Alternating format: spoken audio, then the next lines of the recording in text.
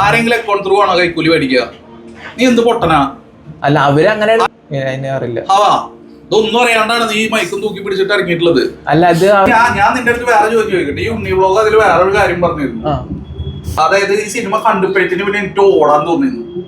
അതായത് അതിലെ മേക്കപ്പ് ഡിപ്പാർട്ട്മെന്റിന് പ്രത്യേക കൈയടി അർഹിക്കുന്നു എന്ന് പറഞ്ഞ ആളാണ് ഉണ്ണി വ്ലോഗ്. കൂടുതൽ കിട്ടുമ്പോ എന്ത് കിട്ടും? പൈസ കൂടുതൽ കിട്ടില്ലേ? പൈസക്ക് വേണ്ടിയല്ലേ ഇവിടെ മനുഷ്യൻ എന്തൊക്കെ ചെയ്യുന്നത്. അപ്പൊ കൊറേ കാലായി മീഡിയയിലൊക്കെ വന്നിട്ട് പിന്നെന്താ ഒന്നുമില്ല, ഒന്നും ഒഴിഞ്ഞു മാറി നിൽക്കുന്ന മീഡിയയിലൊന്നുമില്ല. ഞാൻ പുതിയ പ്രോജക്ട് 2-3 ഉണ്ട്. അപ്പൊ അതിന്റെ തിരക്കിലാണ്. പിന്നെ ഒരു വൺ കംബാക്ക് ആയിട്ടാണ് വരാന്ന് വിചാരിച്ചിട്ടാ. അത് കാരണമാണ് ഇപ്പൊ അധികം ഇന്റർവ്യൂ പരിപാടിയൊന്നും കൊടുക്കാത്തത്. അതിപ്പോ നമ്മുടെ പുതിയ പടം എഴുതണത് മൻസൂറാണ്. അപ്പൊ മൻസൂറിന്റെ ഷോപ്പ് ഓപ്പണിംഗ് പരിപാടി ചേർന്ന് വന്നത്. എന്താണ് പുതിയ പ്രോജക്ട്? പുതിയ പ്രോജക്ട് ഇപ്പൊ പറയുന്നില്ല, കാരണം ഭയങ്കര പാരവെപ്പാണ് പറഞ്ഞത്. ഇൻഡസ്ട്രിയിലെ പാരവെപ്പ് ഉണ്ട്. പിന്നെ ഇൻഡസ്ട്രിയിലല്ലേ ഏറ്റവും കൂടുതൽ പാരവെപ്പുള്ളത്. ഈ സിദ്ദീഖ് സാർ ഉണ്ട്. അപ്പൊ സിദ്ദീഖ് സാറ് സാറ് എന്റെ അടുത്ത് പറഞ്ഞിട്ടുണ്ട്. കാരണം സിദ്ദീഖ് സാറ് ബോംബെയിൽ പടം ചെയ്യാൻ വന്നപ്പോ സിദ്ദീഖ് സാറിന് വരെ ഒരുപാട് പാരകൾ ഉണ്ടായിരുന്നു. അപ്പൊ പിന്നെ എന്റെയൊക്കെ സ്വഭാവം വെച്ചിട്ട് പറയണം. സിദ്ദീഖ് സാറിനൊക്കെ പറഞ്ഞ ഭയങ്കര അടിപൊളി മനുഷ്യനല്ലേ. ആ സിദ്ദീഖ് സാറിനെ വരെ പാര വെക്കാൻ ആളുണ്ടായി. അപ്പൊ പിന്നെ എന്റെയൊക്കെ ഒരവസ്ഥ ആലോചിച്ച് നോക്കി. അപ്പൊ ഒരുപാട് പാരകൾ ഉണ്ട്. അത് കാരണം ഇപ്പൊ അധികം പ്രൊജക്ടും പരിപാടിയൊന്നും അനൗൺസ് ചെയ്യാത്തത്. ഒക്കെ നമ്മള് പക്ക വേ ആയിട്ട് പറയാം. അല്ലെങ്കിൽ പാരകളാണ്. ഒരുത്തം തന്നാണത് മറ്റൊരുത്തന്നെ ഇഷ്ടാവില്ലല്ലോ. അതേപോലെ തന്നെ ഈ ബാഡ് ബോയ്സ് ഇറങ്ങിയ സമയത്ത് റിവ്യൂസിനായിട്ടൊരു ഭയങ്കര ഫൈറ്റ് സോഷ്യൽ മീഡിയ കാണാം. ഒരു വീഡിയോ ഇടുന്നു, മറ്റൊരു വീഡിയോ ഇടുന്നു. എന്താണ് സംഭവം? അവർക്കൊരു ഫ്രീഡം ഉണ്ടാവില്ല. അപ്പൊ അത് അങ്ങനെ രീതിയിൽ കമന്റ്സ് വരുന്നുണ്ട്. അല്ല, ഇതില് ഈ നമ്മള് റിവ്യൂ നമ്മളിപ്പോ സാധാ പ്രേക്ഷകൻ എങ്ങനെയാ, അതായത് മോണറ്റൈസേഷൻ ഓണാക്കി വെച്ചിട്ടാണ് ഇവര് റിവ്യൂ ചെയ്യുന്നത് അല്ലേ. അപ്പൊ ഇവർക്ക് പണം കിട്ടുന്നുണ്ട്. ഈ പണത്തിന് വേണ്ടി ഇവരൊരു കാര്യം ചെയ്യുമ്പോ ആ റിവ്യൂ കറക്റ്റ് ആയിരിക്കും നിങ്ങൾ വിചാരിക്കുന്നുണ്ടോ? പണത്തിന് വേണ്ടിട്ട് ഒരാളൊരു കാര്യം ചെയ്യുമ്പോ ഇപ്പൊ സാധാരണ ഒരു പ്രേക്ഷകന്റെ റിവ്യൂ നമ്മൾ അക്സെപ്റ്റ് ചെയ്യും. അപ്പൊ ഇത് സാധാരണ പ്രേക്ഷകനല്ല. ഇവന് ഇപ്പൊ എന്റെ സിനിമ മോശമാണെന്ന് പറഞ്ഞു. ഇപ്പൊ അതായത് യൂട്യൂബിൽ നിന്നുള്ള മോണിറ്ററി ബെനിഫിറ്റ് അല്ല, അത് മാറ്റി വെക്കി. യൂട്യൂബിൽ നിന്നുള്ള മോണിറ്ററി ബെനിഫിറ്റ് അല്ലാതെ തന്നെ ഇപ്പൊ ഇപ്പൊ ഞാനൊരു വലിയ റിവ്യൂവർ ആണെന്ന് വിചാരിക്കും. എനിക്ക് പണം മേടിച്ചിട്ട് ഒരു സിനിമേനെ മോശം പറഞ്ഞുകൂടെ? അപ്പൊ മറ്റേ സിനിമക്കാരുടെ നിന്ന് പൈസ മേടിച്ചിട്ട് എനിക്ക് ചെയ്തുകൂടെ? അത് ചെയ്തൂടെ? അപ്പൊ ഞാൻ പറയുന്നത് നിങ്ങൾ ഇങ്ങനത്തെ റിവ്യൂവേഴ്സിനെ വിശ്വസിക്കരുത്. ഇവര് പൈസ മേടിച്ചിട്ട് അല്ലെങ്കിൽ വലിയ കമ്പനികളുടെ സിനിമ, വലിയ പ്രൊഡക്ഷൻ കമ്പനികളുടെ സിനിമ, വലിയ ആളുകളുടെ സിനിമ, ഇവര് തീർച്ചയായിട്ടും ഇവര് ഇൻഫ്ലുവൻസ് ചെയ്യപ്പെടില്ലേ? ഇവിടെ ഞാൻ പറഞ്ഞുതരാം. അതായത് നിയമപാലകര് തന്നെ കൈക്കൂലി മേടിക്കുന്നതാണ് നമ്മള് വാർത്തകൾ വായിച്ചിട്ടുണ്ടല്ലേ. പക്ഷെ എന്താണ് ഷസാമിനെ ഉണ്ണി വ്ളോഗ്സിനെയാണ് പറഞ്ഞിട്ടുണ്ടായിരുന്നു. പക്ഷെ അവര് ഇടക്കിടക്ക് പറഞ്ഞിട്ടുണ്ടായിരുന്നു ഞങ്ങൾ പണം കൊടുത്തുന്നുണ്ടെങ്കിൽ അത് പ്രൂഫ് കാണിക്കുക. പ്രൂഫ് എന്റെ മോനെ ഞാൻ പറയട്ടെ. ഇപ്പൊ ഞാൻ നിന്റെ കയ്യിൽ കൊണ്ടുവന്നിട്ട് 10,000 രൂപ വന്നു. ആരെങ്കിലും അക്കൗണ്ട് ത്രൂ ആണോ കൈക്കൂലി മേടിക്കുക? നീ എന്ത് പൊട്ടനാ? അല്ല അവരങ്ങനെ പലതും പറയും. കാരണം അത് തെളിയിക്കാൻ പറ്റില്ല. ഇപ്പൊ ഈ ഉദ്യോഗസ്ഥരെ എങ്ങനെയാണ് കൈക്കൂലി മേടിക്കുന്നത്? അക്കൗണ്ടിൽ ഇട്ട് തരാനാണ് അവര് പറയണത്. അല്ല, അതിന് അതിൻ്റെതായ ചാനൽസ് ഇഷ്ടം പോലെ അല്ലേ. ഇപ്പൊ ഇവിടെ ഹവാല ഇടപാട് എങ്ങനെ നടക്കുന്നത്? അത് നടക്കുന്നത് അറിയോ നിനക്ക്? ഇതൊന്നും അറിയാണ്ടാണ് നീ മൈക്കും തൂക്കി പിടിച്ചിട്ട് ഇറങ്ങിയിട്ടുള്ളത്. നീ അപ്പൊ അതാ പഠിക്കണം. ഈ വക ചോദ്യങ്ങൾ ആദ്യം ചോദിക്കണ്ടെങ്കിൽ ഈ വക കാര്യങ്ങൾ പഠിച്ചിരിക്കണം. മനസ്സിലായ? ഇവിടെ ഹവാല ഇടപാടുകൾ നടക്കുന്നുണ്ട്. അത് ചാനലിൽ കൂടെ പോണ പൈസയാണ് ഹവാല ഇടപാട്. ദൈവം അറിയാലേ. അപ്പൊ ഇതൊന്നും ചാനലിൽ കൂടെ ആയിരിക്കില്ല. അപ്പൊ ചാനലിൽ കൂടെ അല്ല, ഇവിടെ കൊലപാതകങ്ങൾ നടക്കുന്നത് തെളിയിക്കാൻ പറ്റണില്ല. പിന്നെയാണ് പൈസ മേടിക്കുന്നത്. അതെങ്ങനെ തെളിയിക്കാൻ പറ്റുക?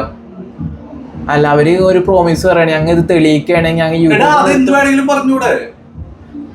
എന്ത് വേണമെങ്കിലും പറഞ്ഞൂടെ? ഇവിടെ വലിയ കട്ട കൊലപാതകം അല്ലെങ്കിൽ കള്ളനും കൊലപാതകയും വരെ എന്താ പറയാ, ഞാൻ ചെയ്തിട്ടില്ല നിങ്ങൾ തെളിയിക്കുന്നല്ലേ പറയാ. അതിന് തെളിവുണ്ടാവില്ല ചിലപ്പോ.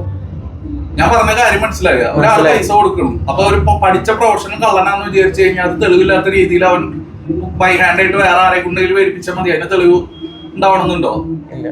ഇപ്പൊ നമുക്കിപ്പോ എന്തോരം ഇതിൽ കൂടെ കമ്മ്യൂണിക്കേറ്റ് ചെയ്യാൻ പറ്റും. ഇവിടെ പോലീസുകാരെയും ഇവരെയൊക്കെ പറ്റിച്ചിട്ട് കള്ളന്മാരെ എങ്ങനെ കക്കുന്നത് പോലെ തെളിവുണ്ടാവാറുണ്ട് ചിലതിന്. അപ്പൊ പഠിച്ച കള്ളന്മാരാണ് അവര്. മനസ്സിലായോ? ഞാൻ നിന്റെ അടുത്ത് വേറെ ചോദിക്കട്ടെ. ഈ ഉണ്ണി വ്ലോഗ് അതിൽ വേറൊരു കാര്യം പറഞ്ഞിരുന്നു. അതായത് ഈ സിനിമ കണ്ടപ്പോഴത്തേന് പിന്നെ എനിക്ക് ഓടാൻ തോന്നിയിരുന്നു. ഒരു സിനിമ ഫുള്ള് ഇരുന്ന് കാണാണ്ട് എങ്ങനെയാണ് വിലയിരുത്തുന്നത്? ഒരു സിനിമ ഫുള്ള് കാണണ്ടേ? ഒരു സിനിമ കാണാണ്ട് എങ്ങനെയാണ് ഫുള്ള് വിലയിരുത്തുക? ചിലപ്പോ ആ പടത്തിന്റെ ക്ലൈമാക്സ് ആണെങ്കിലോ നല്ലത്. സാർ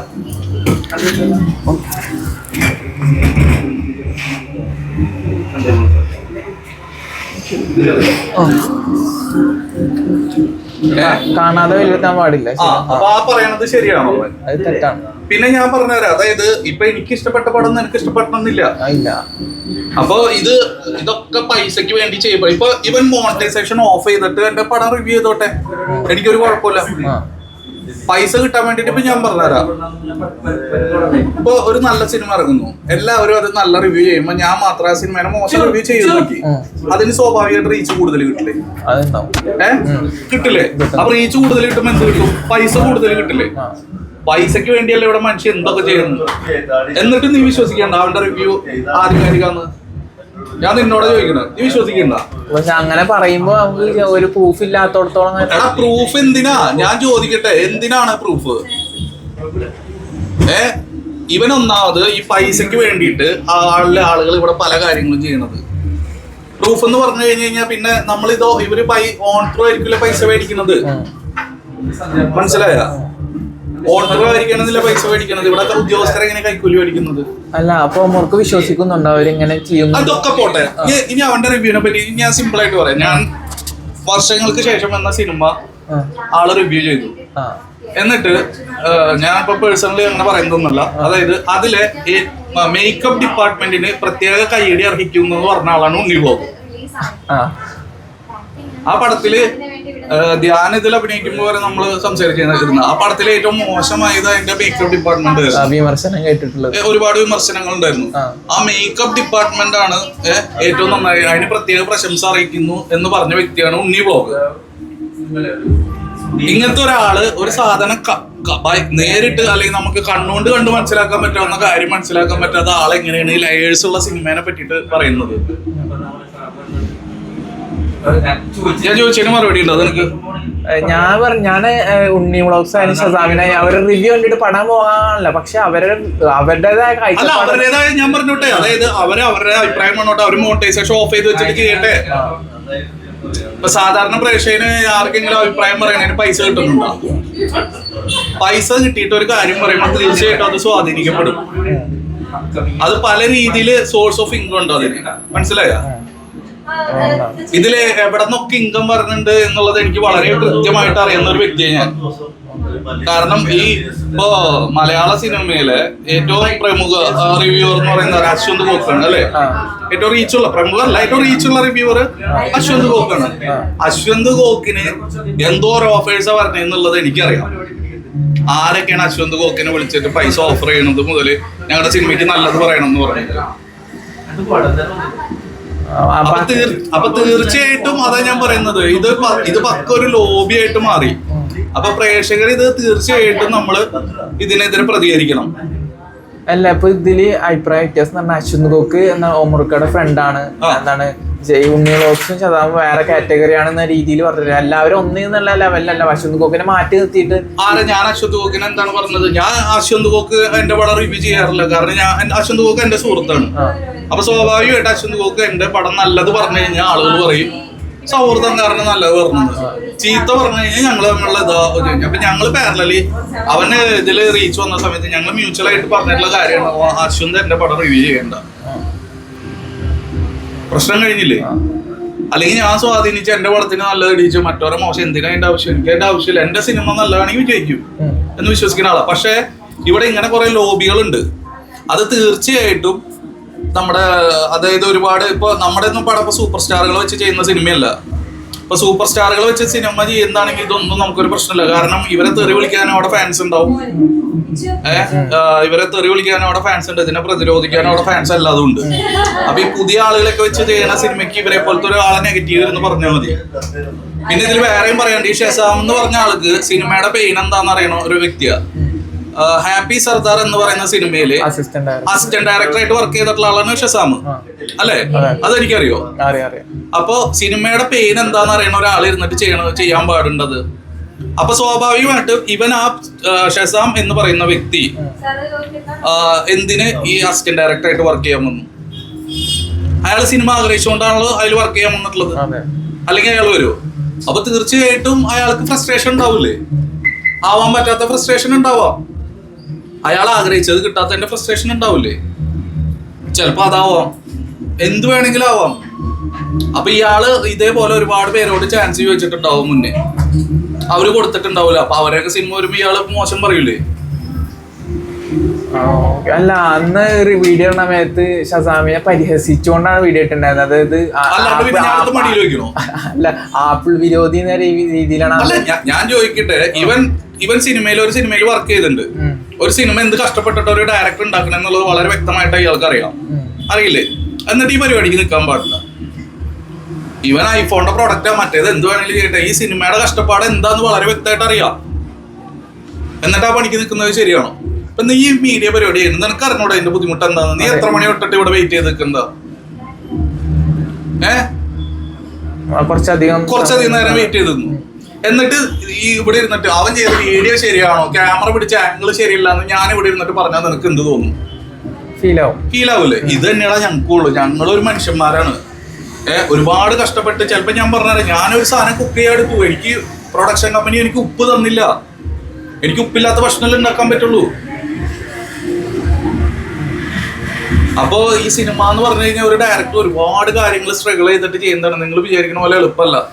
അപ്പൊ നിങ്ങൾക്ക് നിങ്ങളുടെ ബുദ്ധിമുട്ട് അറിയാലോ, നിങ്ങളുടെ ജോലിയുടെ ബുദ്ധിമുട്ട്. അതിന് 10 ഇരട്ടി ബുദ്ധിമുട്ടുണ്ട്. ഒരു ലൊക്കേഷനിൽ നമ്മൾ വന്ന് നിൽക്കണം, അവിടെ എല്ലാവരും എത്തണം, ഒരു ഷൂട്ട് കറക്റ്റ് ആയിട്ട് പോകണം. ഒരു ഫിലിം റിലീസ് ചെയ്ത് എടുക്കാന്ന് തന്നെ, അത് സെൻസർ ചെയ്ത് റിലീസ് ചെയ്യാന്ന് തന്നെ പറഞ്ഞ വലിയ പ്രോസസ്സ് അത്. അപ്പൊ ഒരു ഫോണും വെച്ചിരുന്നിട്ട് ആർക്കും എന്ത് വേണമെങ്കിലും, ഇപ്പൊ ഞാൻ അവിടെ ഇരുന്നിട്ട് എന്തൊക്കെ കാര്യം പറഞ്ഞു എന്തെങ്കിലും ബുദ്ധിമുട്ടുണ്ട് എനിക്ക്, എന്റെ നാവ്. ഇപ്പൊ ലോമർക്ക് എന്താണ് സംവിധാന കരിയറില്, ഡയറക്ടോറിയൽ കരിയറില് പൂർണ്ണമായിട്ടുള്ള പൊട്ടൻഷ്യൽ ഉപയോഗിച്ചിട്ടില്ല എന്ന് പറയാൻ പറ്റുമോ? ഞാൻ എന്റെ പൊട്ടൻഷ്യൽ ഉപയോഗിച്ചിട്ടില്ല. ഇനി ഉപയോഗിക്കാൻ പോകുന്നുള്ളൂ. അതായത് നമ്മള് ടൈം ആവുമ്പോ ശരിയാവും അത്. കാരണം ഞാൻ ആക്ച്വലി ഞാനൊരു കഷ്ടപ്പെടാണ്ട് ഫിലിമിൽ വന്നിട്ടുള്ള വ്യക്തിയാണ് ഞാൻ. എനിക്ക് അതിന്റെ കഷ്ടപ്പാട് അറിയില്ല, ബുദ്ധിമുട്ട് അറിയില്ല. അപ്പൊ തീർച്ചയായിട്ടും എന്റെ ഭാഗത്തുനിന്ന് കുറെ ഫോൾട്ടുകൾ സംഭവിച്ചിട്ടുണ്ട്. അപ്പൊ നമ്മളത് തിരുത്തപ്പെടും. ഇങ്ങനെ റിഫൈൻ ചെയ്ത് വരുമ്പോഴാണല്ലോ ഒരാൾ നന്നാവുക. അല്ലെങ്കിൽ എനിക്ക് ഇതിനെ പറ്റിയിട്ട് ഒരാൾ എനിക്കൊരു ഗോഡ് ഫാദർ ഉണ്ടായിട്ടില്ല. ഞാൻ എന്റെ ബുദ്ധിക്ക് ഞാൻ എത്തിയിട്ടുള്ളതാണ് ഈ ഫീൽഡില്. അതായത് ഇപ്പോ ഒരു പ്രൊഡക്ഷനെ അപ്രോച്ച് ചെയ്യുമ്പോൾ ഇത്ര ബഡ്ജറ്റ്, അതുകൊണ്ടാണ് ഈ രീതിയിൽ സിനിമ വരുന്നത്, ഔട്ട് വരുന്നതാണോ പറഞ്ഞു തരുന്നത്? അല്ല, അത് തീർച്ചയായിട്ടും ഇപ്പൊ പ്രൊഡക്ഷൻ കമ്പനി നമ്മുടെ കൂടെ നമ്മൾ മനസ്സിലായിട്ട് നിൽക്കണം. അതായത് ഇപ്പൊ ഞാനൊരു ബഡ്ജറ്റ് ഇട്ട് കൊടുത്തു, ചിലപ്പോൾ ആ ബഡ്ജറ്റിൽ തീർന്നു വരില്ല. അപ്പൊ അത് പ്രൊഡക്ഷൻ അത് കറക്റ്റ് മനസ്സിലാക്കി, ഇപ്പൊ ഞാൻ പറയുന്ന ആവശ്യം കറക്റ്റ് ആണോ എന്ന് മനസ്സിലാക്കിയിട്ട് അത് ചെയ്തു തരാൻ തോന്നണം. അപ്പൊ ഇനി വേറെ കാര്യം ചോദിച്ചോട്ടെ, എന്താണ് പ്രീവിയസ് ബിഗ് ബോസ് കണ്ടസ്റ്റൻസ് ആയിരുന്നല്ലോ, അപ്പൊ ഇനി ഇപ്പത്തെ സീസൺ കണ്ടു തുടങ്ങി? ഞാൻ ഒന്നാമത് ബിഗ് ബോസിന് പറ്റിയൊരു മെറ്റീരിയൽ അല്ല. ഞാൻ ബിഗ് ബോസിൽ ചെന്ന് പെട്ടത് തന്നെ ആക്സിഡന്റലി ഒരു മിസ്റ്റേക്ക് പറ്റിയതാ. അപ്പൊ കാണാറൊന്നുമില്ല? ഇല്ല, ഞാൻ അങ്ങനെ ബിഗ് ബോസ് കാണാനില്ല. ആരൊക്കെ ഉള്ളതെന്ന് അറിയോ? ഇൻസ്റ്റാഗ്രാം കാര്യങ്ങൾ ഞാന് കാണല് ഇതില് നോറയുടെയും അതില് അവര് തമ്മിലുള്ള കുറെ ഇത് കാണലുണ്ട്. അപ്പൊ അതിൽ തന്നെ മലയാളിയുടെ ഒരു ഇത് നോക്കിയാൽ മനസ്സിലാവും. ഇവര് തമ്മില് പിരിയണം എന്ന് ആഗ്രഹിച്ചിട്ട മലയാളികൾ നടക്കുന്നത്. അവര് തമ്മിൽ സ്നേഹിച്ചടക്കണ ഇവിടെ എന്താ കുഴപ്പം? അല്ല, കുറെ കമന്റ്സ് കാണും, ഇവര് തമ്മിലൊന്ന് പിരിഞ്ഞു കിട്ടിയാൽ മതി എന്നൊക്കെ പറഞ്ഞിട്ട് കമന്റ്സ് കാണില്ല. പക്ഷെ എനിക്ക് അത് കാണുമ്പോ അവരുടെ ഒരു സ്നേഹം പരിപാടിയൊക്കെ നമുക്ക് ഓക്കെ. അതിന്റെ ഓപ്പോസിറ്റ് ആയിട്ട് ഒരു കണ്ടസ്റ്റന്റ് ലക്ഷ്മി എന്ന് പറഞ്ഞത് അതൊരു സ്റ്റേറ്റ്മെന്റ് പറഞ്ഞിട്ട് അത് ഭയങ്കരമായിട്ട് കോൺട്രവേഴ്ഷ്യൽ ആയിട്ട് വൈറലായിട്ടുണ്ടായിരുന്നു. ആ സ്റ്റേറ്റ്മെന്റ് വീട്ടിൽ കയറ്റാൻ കൊള്ളാത്തവർ എന്ന രീതിയിലായിരുന്നു. അതിനോട് എന്താ പറയാ? LGBT അല്ല, അങ്ങനെയല്ല. അതിനുള്ള മറുപടി ലാലേട്ടൻ കൊടുത്ത സാധനം വീഡിയോ ഞാൻ കണ്ടിട്ടുണ്ടായിരുന്നു. ലാലേട്ടൻ പറഞ്ഞ ബെസ്റ്റ്, അതിൽ വേറെ മറുപടി ഒന്നുമില്ല. ഹോംവർക്കുകളെ വീട്ടിലേക്കൊക്കെ വരികയാണെങ്കിൽ കേട്ടു. ആദില നൂറ അല്ല, നമ്മൾ ഇൻവൈറ്റ് ചെയ്യാണ്ട് അവര് വരുമോ? ഇല്ല, അല്ല ഞാൻ ചോദിച്ചല്ലേ. എന്റെ വീട്ടിൽ ആര് വന്നാലും, കള്ളനല്ലാത്ത ആര് വന്നാലും വന്നു കഴിഞ്ഞാൽ എന്താ കാര്യം ചോദിക്കും. ഇപ്പൊ നമ്മളെ കാണാൻ വന്നാൽ കയറിയിരിക്കാൻ പറയും, വെള്ളം കൊടുക്കും. അല്ല, ലക്ഷ്മി അങ്ങനെ സ്റ്റേറ്റ്മെന്റ് പറഞ്ഞത് വീട്ടിൽ കേറ്റില്ല, എന്റെ വീട്ടിലേക്ക് കേറ്റില്ല എന്ന് പറഞ്ഞിട്ടുണ്ട്. അതിന് ശേഷം എല്ലാരും ഭയങ്കര വെള്ളം. അതുകൊണ്ടാണ് ഞാൻ ചോദ്യം ചോദിച്ചത്. അല്ല, എന്റെ വീട്ടിലൊക്കെ വന്നാൽ നമ്മള് കയറ്റും. അവർക്കിപ്പോ എന്താ നല്ല കുട്ടികളല്ലേ, അവരെന്താണ് അവർക്കൊരു പ്രശ്നം? വേറെ ഞാൻ കണ്ടെടുത്തോളം അവര് നല്ല അടിപൊളിയായിട്ട് ജോലി ചെയ്യുന്നു. അവര് ഒരാളെ ബുദ്ധിമുട്ടിക്കാണ്ട് ലൈഫിൽ ജീവിക്കുന്ന 2 വ്യക്തികൾ. എന്താ അവർക്കൊരു കുഴപ്പം? നീ എന്താണ് ആ ചോദ്യം ചോദിക്കാൻ കാരണം? അത് എന്താണ് എല്ലാവരും ചോദിക്കുന്നുണ്ട്, അതുകൊണ്ട് ചോദിച്ചാൽ. അല്ലാണ്ട് എനിക്ക് ഞാൻ പിന്നെ കേട്ടു. ഞാൻ മനുഷ്യരായിട്ട് കാണണേ, എനിക്ക് വേണ്ട കുഴപ്പമൊന്നുമില്ല. അതന്നെ ഞാനും പറഞ്ഞത്. അപ്പൊ അത്രേ ഉള്ളൂ. അല്ല, ആ ചോദ്യം എന്ന് പറഞ്ഞാലേ ഞാൻ ഈ ചോദ്യം ഉപയോഗിക്കുന്ന ലക്ഷ്മി എന്ന കണ്ടസ്റ്റന്റിനെതിരായിട്ടാണ്. അത്ര ഉള്ളൂ. അല്ല, അതിപ്പോ ലക്ഷ്മിയുടെ തോട്ടം ഞാൻ അതിനും മാഗ്നിസ്റ്റ് അല്ല. ഓരോരുത്തർക്ക് ഇപ്പൊ എനിക്ക് ഇഷ്ടപ്പെടുന്ന വ്യക്തിനെ നിനക്ക് ഇഷ്ടമാണെന്നുണ്ടോ? ഇല്ല. അതൊക്കെ ഓരോരുത്തരുടെ പെർസ്പെക്റ്റീവ്. പക്ഷെ പേഴ്സണലി ഇവരെ ഞാൻ വീട്ടിൽ കയറ്റില്ല എന്ന് പറയേണ്ട കാര്യമൊന്നുമില്ല. അതൊക്കെ നമ്മുടെ ഉള്ളില് ഇപ്പൊ എനിക്ക് ഇഷ്ടമില്ലാത്തവരുണ്ടാവും, എനിക്ക് ഇഷ്ടമുള്ളവരുണ്ടാവും. ഇതൊന്നും അത്ര വലിയ മാറ്റർ ആക്കണം. ഇത് ഇങ്ങനെ ചോദിക്കുമ്പോഴാണ് വലിയ വിഷയമായി മാറുന്നത്. ഓക്കെ, ഞാൻ ഒരു കാര്യം റിവീൽ ചെയ്യാം. അപ്പോ പലരും റിവീൽ ചെയ്തിട്ടുണ്ടായിരുന്നു, എന്താണ് സീക്രട്ട് ഏജന്റ് റിവീൽ ചെയ്തിട്ടുണ്ടായിരുന്നു. എനിക്ക് കിട്ടിയ എമൗണ്ട്, ബിഗ് ബോസിന് കിട്ടിയ എമൗണ്ട്, അതായത് ഡെയിലി പേയ്മെന്റ് 55,000 പറഞ്ഞിട്ടുണ്ടായി. പിന്നെ അതുപോലെ റോബി പറഞ്ഞ് 25 ആണ് ആക്കി. ഓമർക്കൊക്കെ എത്ര ഡെയിലി പേയ്മെന്റ് കിട്ടിയിട്ടുണ്ടായിരുന്നു? എനിക്ക് 30,000 ആയിരുന്നു. 30 പെർ ഡേ 30,000 വെച്ചിട്ട് കിട്ടിയിരുന്നു. അവിടെ സീസണിൽ 30 പ്ലസ് GST അതൊക്കെ തോന്നുന്നു, എനിക്ക് കറക്റ്റ് ഓർമ്മയില്ല. അപ്പൊ ടോട്ടൽ ഫിഗർ ആയിട്ട് എത്ര ക്രെഡിറ്റ് ആയിട്ടുണ്ടായിരുന്നു? അതില് ഞാന് 2 ആഴ്ച തോന്നുന്നു.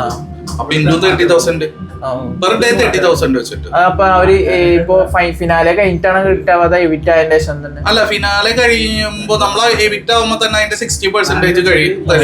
പിന്നെ അത് കഴിഞ്ഞ് 20% ആഫ്റ്റർ ഫിനാലെ തരും. പിന്നെ അത് കഴിഞ്ഞ 20% കുറച്ചും കൂടി നാളെ കഴിഞ്ഞിട്ട് തരുള്ളൂ.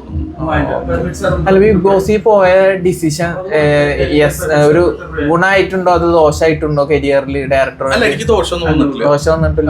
ഞാൻ അധികം ദിവസം ഉണ്ടായില്ലല്ലോ.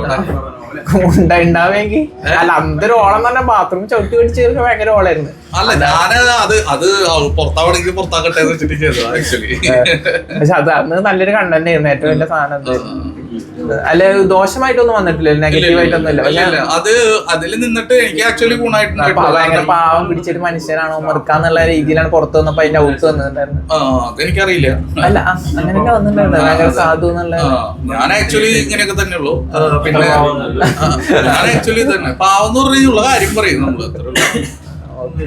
പിന്നെ അതുകൊണ്ട് ബിഗ് ബോസ് കൊണ്ട് എനിക്ക് ഗുണം തന്നെ ഉണ്ടായിട്ടുള്ളൂ. കാരണം എന്താണെന്ന് വെച്ച് കഴിഞ്ഞാല് പുറത്ത് ഈ വയസ്സായിട്ട് കുറെ അമ്മമാരൊക്കെ ഉണ്ട്. അവരൊന്നും ഫിലിം കാണാത്ത ഓഡിയൻസ് ആണ്. അപ്പൊ അവർക്കൊക്കെ നമ്മളിപ്പോ കാണുമ്പോ ബിഗ് ബോസിൽ ഉണ്ടായിരുന്ന ആളല്ലേ എന്നൊക്കെ പറഞ്ഞ് തിരിച്ചറിയും. ഒരു സന്തോഷം.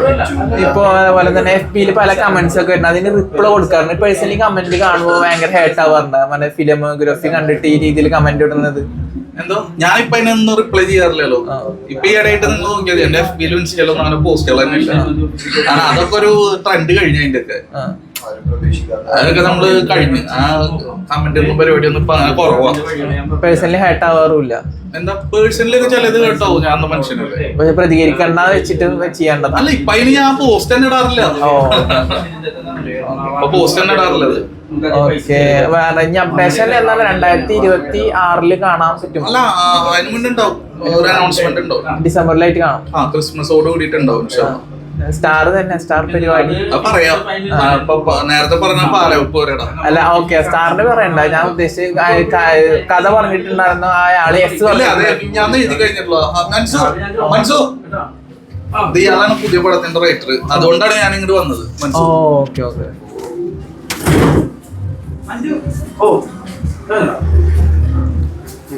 മനസ്സു ആളാണ് പുതിയ പടത്തിന്റെ റൈറ്റർ. അപ്പൊ അതുകൊണ്ടാണ് ഞാൻ ഇങ്ങോട്ട് വന്നത്. ഞാൻ ഇപ്പൊ ഇന്റർവ്യൂസും ഇതൊന്നും കൊടുക്കലുമില്ല ഒന്നിലും.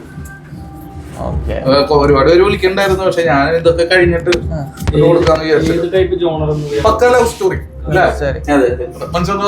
ഇതാണ് റോംകോൺ റൊമാൻറ്റിക് കോമഡി പരിപാടി. നവംബർ ഖാന്റെ പടത്തിന്റെ അറിയാലോ, ഒരു ആഘോഷങ്ങളാണ്. കൊച്ചിയും മലപ്പുറം എന്നുള്ള പരിപാടിയാണ്. അപ്പൊ റോമർ ഖാന്റെ പടം പോലെ എല്ലാ പടം പോലെ ഒരു സെലിബ്രേഷൻ പരിപാടിയായിരിക്കും. പിന്നെ ഇതില് പക്ക എന്താ വെച്ചാല് മറ്റേ നമ്മള് കൂടുതൽ യൂത്തിനെ കോൺസെൻട്രേറ്റ് ചെയ്ത് എല്ലാ തരം ഓഡിയൻസിനെ അല്ലെ, പക്ക ഫാമിലി ഓഡിയൻസിനായിട്ട് എല്ലാം കൂടിയിട്ട് അങ്ങനത്തെ ഒരു പരിപാടി. ഒരു നല്ലൊരു ലവ് സ്റ്റോറി പറയാനാണ് ശ്രമിക്കുന്നത്.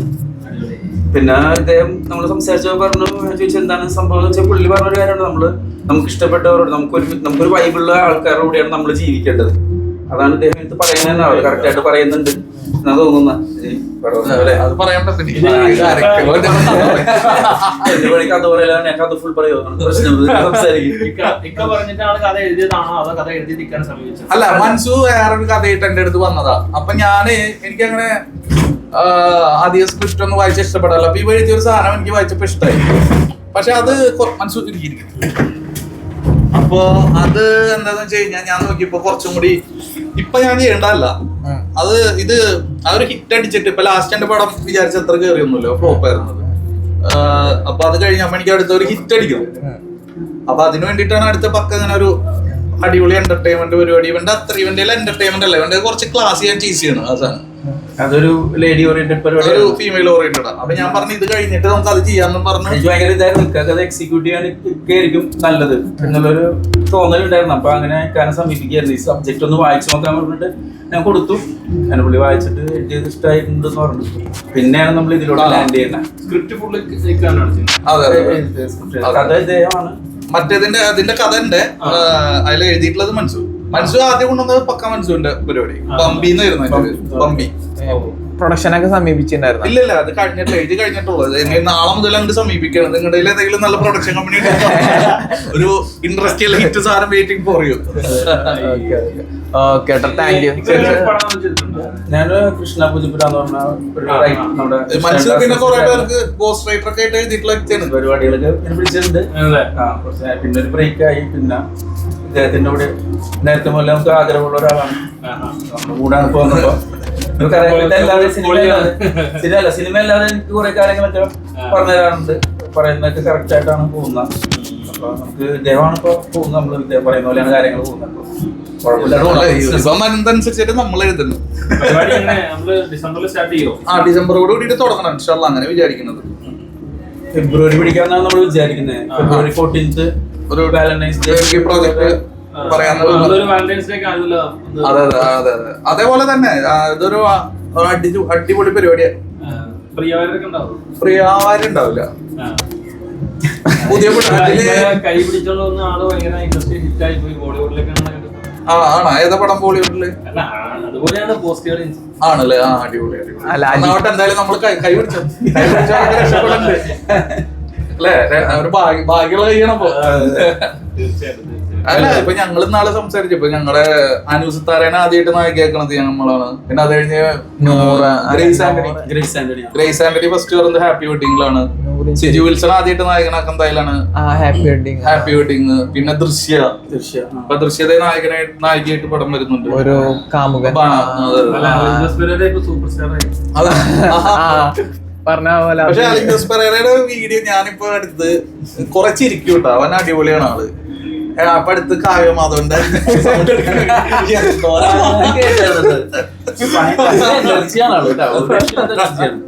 അവൻ ഭയങ്കര പോസിറ്റീവ് ഒരു എന്റർടൈനറാണ്. അതെ, ഞങ്ങള് ചിരിച്ച് കൊറേ രസമാണ്. അല്ല, ശരിക്കും വരെ ഇവരെ തന്നെ കാസ്റ്റ് ചെയ്യാനുള്ള കാരണം എന്തായിരുന്നു ബാഡ് ബോയ്സിൽ? അല്ല, അതാ റിവ്യൂവേഴ്സ് ആവുമ്പോ കുറെ കൂടി റിലേറ്റ് ചെയ്യുള്ളൂ. അവരെ ശരിക്കും പറഞ്ഞ പെർഫോമൻസ് അല്ല, അയാൾ ഓരോ സമയത്ത് ഓരോ അല്ല പെർഫോമൻസ് ചെയ്യുമ്പോ കുറച്ച് കഷ്ടപ്പെട്ടോ വരായിരുന്നു. അല്ല, പെരേരയുടെ പിന്നെയും സുഖമായിരുന്നു. പക്ഷെ മറ്റേ ആറാട്ടനെ അല്ലാതെ പിന്നെ നമ്മള് പുതിയ ആളുകളൊക്കെ വെച്ചിട്ട് പടം ചെയ്യണത് കുഴപ്പമില്ല, ചെയ്യിപ്പിച്ചെടുക്കാം.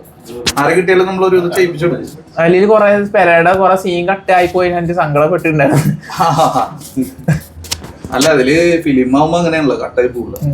ടൈം അത് കുറച്ചും കൂടി ഒക്കെ ഒന്ന് ലെങ്ത് കുറയ്ക്കായിരുന്നു. പിന്നെ അത് ഭയങ്കര ഹറിബറി ആയി പോയി. നമുക്ക് പോസ്റ്റ് പ്രൊഡക്ഷനിൽ അതേ സമയം ഇരിക്കാൻ പറ്റില്ല. ശരിക്കും പോസ്റ്റ് പ്രൊഡക്ഷനിലാണ് ഫിലിം. ഫിലിമിലെല്ലാം ഇമ്പോർട്ടന്റ് ആണ്. പക്ഷെ അതിന്റെ പോസ്റ്റ് പ്രൊഡക്ഷന് ടൈം കിട്ടിയില്ല. അതായത് 5-6 മാസത്തിന്റെ ഉള്ള ഷൂട്ട് തുടങ്ങിയിട്ട് റിലീസ് വരെ അതിന്റെ ഉള്ളില് അങ്ങനത്തെ കുറച്ച് പ്രശ്നം ഉണ്ടായത്. എഡിറ്റൊക്കെ ഒന്നുകൂടി അടിപൊളിയൊക്കെ ആയിരുന്നു. ഒന്നിനും ടൈം കിട്ടിയില്ല ആർക്കും. ടെക്നിക്കൽ സൈഡിനെ പറഞ്ഞിട്ടില്ല, ടൈം ഉണ്ടായില്ല. അത് ഒരു വെറുതെ ഹറിബറി തിരക്ക് പിടിച്ച് റിലീസ് ചെയ്ത പോലെ. പേര് ഇപ്പൊ പറയണില്ല. പേരൊക്കെ ഏകദേശം സ്ക്രിപ്റ്റ് ലോക്ക് ചെയ്തു. കഴിഞ്ഞ വീക്ക് അതായിരുന്നു പരിപാടി. സ്ക്രിപ്റ്റ് ലോക്ക് ചെയ്യാനുള്ള പരിപാടി. അപ്പൊ ഇതിപ്പോ രണ്ടുപേരുടെയും ഒരു ഹാപ്പി സൈഡിൽ ഇദ്ദേഹം ഹാപ്പി ആവുന്ന പോലെ വരെ പോവാന്നുള്ളതാണ്. പുള്ളിക്ക് ഭയങ്കര കോൺഫിഡന്റ് ആയിട്ട് പറയുന്ന സ്ഥലത്താണ് നമ്മൾ നിൽക്കുന്നത്. ബാക്കിയെല്ലാം ഇനി ഷൂട്ട് ഈ ആറാട്ടന്റെ വീഡിയോ ഇടയ്ക്ക് കിടന്ന് കമന്റ്സ് കാണാറുണ്ടോ? മുറിക്കട അത് ആസ്വദിക്കാറുണ്ട് ആറാട്ടന്റെ റീലൊക്കെ? ഇല്ല, ഞാനിപ്പോ അതിന് സോഷ്യൽ മീഡിയയിൽ കുറവാടാ. ഇപ്പൊ നോക്കല് സോഷ്യൽ മീഡിയ ഇപ്പൊ കുറച്ച് മടുത്തു, നോക്കാൻ കുറവാ. പിന്നെ ഇങ്ങനെ ഗ്രൂപ്പിൽ എന്തെങ്കിലുമൊക്കെ പറഞ്ഞതാണ്. ഈ അലൻ ജോസിന്റെ ഒക്കെ ആ വീഡിയോ ഗ്രൂപ്പിൽ വന്നതാ, കാവ്യമാധവന്റെ സൗണ്ട് എടുക്കുന്നത്. ഈ ആറാട്ടന് ക്യാൻസർ ആയി എന്നിട്ട് ഭയങ്കര ഒരു ട്രെൻഡ് ഉണ്ടായിരുന്നല്ലോ, ഒരു 2 ആഴ്ച അങ്ങനെ ഒരു അത് കേട്ടിട്ടുണ്ടായിരുന്ന ആറാട്ടന് ക്യാൻസർ എന്നിട്ട് അങ്ങനെ പുള്ളി തന്നെ അനൗൺസ് ചെയ്തിട്ട് എന്നിട്ട് ക്യാൻസർ ആണ്, ഇത് ട്രീറ്റ്മെന്റ് ഇല്ല, അങ്ങനെ 2 ദിവസം കഴിഞ്ഞാൽ പുള്ളി പറഞ്ഞ വെറുതെ പറഞ്ഞു. അതാണ് പുള്ളി അങ്ങനെ. ഞാൻ ഈ അടുത്ത് ഇദ്ദേഹത്തിനോട് ചോദിച്ചായിരുന്നു നിങ്ങൾ ചോദിച്ച അതേ പോയിന്റ് ചോദിച്ചായിരുന്നു. ഇപ്പൊ ആറാട്ടണ്ണന്റെ ഒരു പോസ്റ്റ് ഞാൻ ഇങ്ങനെ കണ്ടു, അത് വളരെ മോശമായിട്ട് പുള്ളി ഒരു പോസ്റ്റ് ഇദ്ദേഹത്തിനെ കുറിച്ച് ഇട്ടപ്പോ എനിക്ക് അറിയാം. അത് 2 ദിവസം മുന്നേ അതിന്റെ നല്ല ഇടും.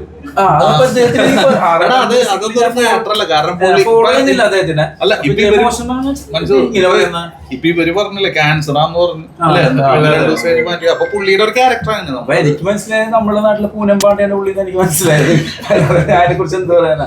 പുള്ളി ഇങ്ങനെ പറഞ്ഞപ്പോ ഞാൻ ഇദ്ദേഹത്തിനോട് ഭയങ്കര മോശമായിട്ടാ പറഞ്ഞു. ഞാൻ ഭയങ്കരമായിട്ട് നമുക്കറിയില്ലല്ലോ ഈ പരിപാടി എന്താ ഇങ്ങനെയാണ്. ശരി മോനെ, എന്നെങ്കിൽ എത്രയും പെട്ടെന്ന് പടം ഓണാവട്ടെ. എന്തായി